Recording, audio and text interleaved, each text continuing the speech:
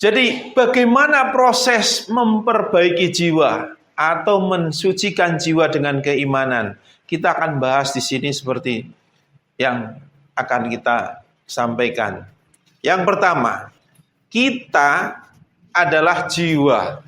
Saya itu yang memiliki mata ini, yang memiliki telinga ini, yang memiliki tangan, yang memiliki kaki, yang memiliki jasad. Terus sebenarnya siapa? Bukankah saya itu bagian dari jasad? Lah di situ. Ternyata kalau diibaratkan ini adalah kepala, ini manusia, diri kita yang sebenarnya adalah jiwa yang sedang mengendarai jasad, yang mengendarai tubuh. Melalui apa? Melalui otak kita, melalui hati kita. Nah di situ, maka di dalam Quran surat Az-Zumar ayat 42, Bismillahirrahmanirrahim. Allah Subhanahu wa taala berfirman yang artinya Allah memegang nyawa atau jiwa seseorang pada saat kematiannya dan nyawa seseorang yang belum mati ketika dia tidur.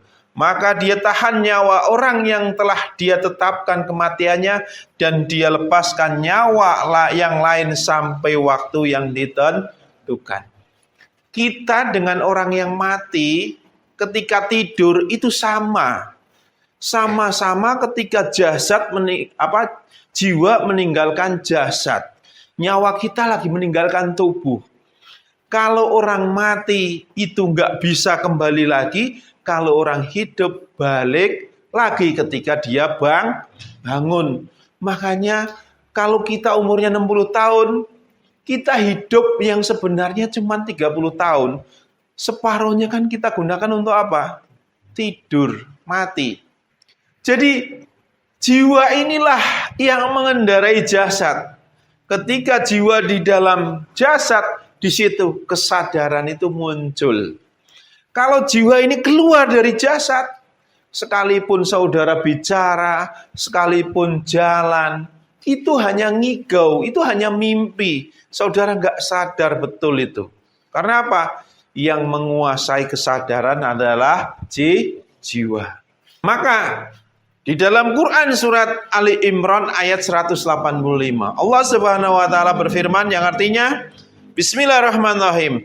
Setiap yang berjiwa atau bernyawa akan merasakan mati. Lah di sini saudara ganjal nggak dengar ayat ini? Bukankah orang sudah mati nggak bisa merasakan? Kenapa di sini terangkan setiap yang berjiwa, yang bernyawa akan merasakan mati. Saudara di dalam tubuh ini yang duduk mengendalikan diri, mengendalikan jasad melalui otaknya dengan hatinya.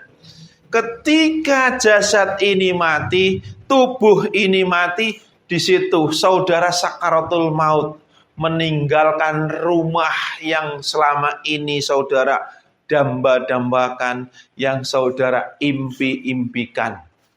Gimana tidak?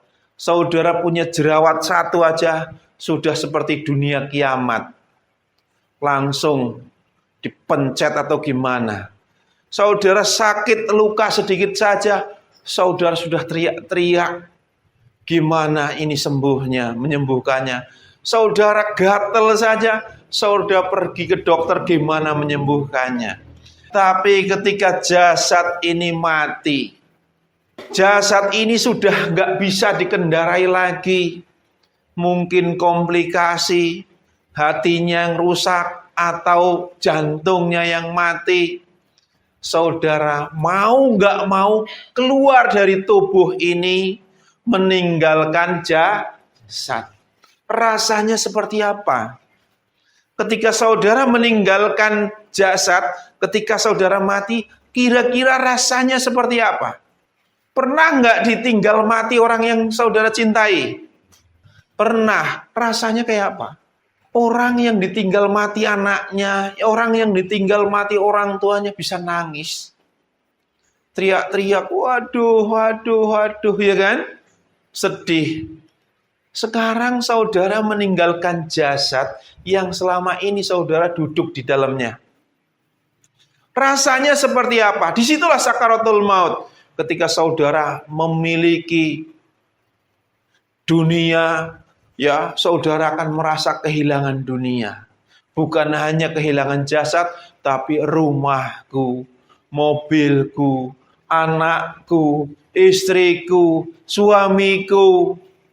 Semua harta benda yang saudara miliki menjadi siksaan buat saudara karena apa? Saudara begitu mencintai harta tersebut. Sebesar apa kecintaan saudara terhadap dunia, sebesar itu pula penderitaan saat saudara meninggalkan dunia. Di situ kita harus menyadari, maka Rasulullah menyampaikan, apa yang kita miliki hari ini itu sebenarnya nggak ada. Itu semu, palsu. Anak bukan milik kita, itu titipan. Orang tua juga bukan milik kita. Sampai istri ataupun suami itu juga titipan. Saudara pernah mungkin berjanji sama suami atau istri, akan sehidup semati.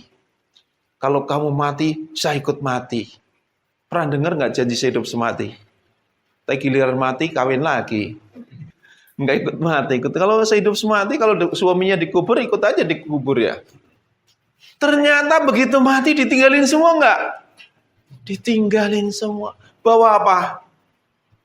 Orang miskin mati nggak? Orang kaya mati nggak? Artis mati nggak? Presiden mati nggak? Kenapa saudara takut mati? Kalau saudara pada akhirnya yakin bahwa saudara juga akan mati.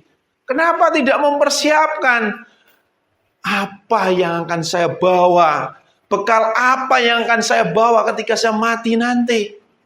Karena kehidupan yang sebenarnya bukan hanya di dunia ini saja. Bukan dunia ini kehidupan yang palsu. Orang punya harta miliaran triliunan. Emang hartanya bisa menyelamatin dia? Coba punya duit miliaran triliun. Setiap hari mikirin bagaimana duitnya ini aman.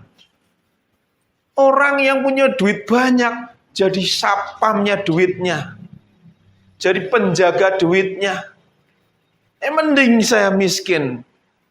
Saya pergi kemana-mana nggak takut rumahnya digondol orang. Karena apa? Nggak punya rumah. Nggak takut kehilangan uang. Ya emang nggak punya uang. Ternyata semua yang kita miliki adalah titipan.